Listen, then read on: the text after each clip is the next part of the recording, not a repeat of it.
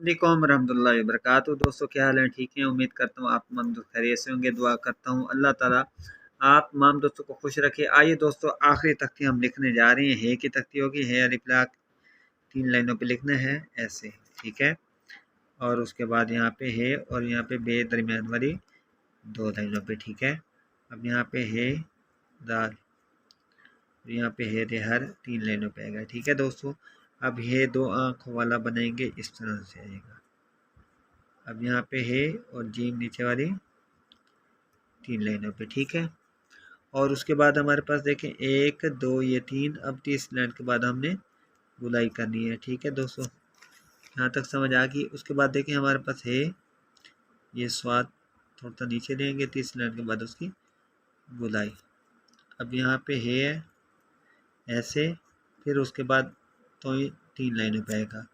और यहाँ पे है और यहाँ पे आइन नीचे वाली 3 लाइनों पे। आगे देखिए हमारे पास यहाँ पे है और ये शीन वहाँ इस्तेमाल होता है जहाँ हमारे पास जगह बहुत ज़्यादा हो, इसको कशिश वाला शीन कहते हैं। और उसके बाद यहाँ पे है फे दरमियान वाली 2 लाइनों पे लिखना है दोस्तों। और उसके बाद यहाँ पे कॉफ नीचे वाली 3 लाइनों पे। ये हमारी अल्हम्दुलिल्लाह आखिरी तख्ती है। उसके बाद हम इंग्लिश स्टार्ट करेंगे। ये भी 2 लाइनों पे आएगा। और यहाँ पे है लाम हल नीचे वाली 3 लाइनों पे आएगा।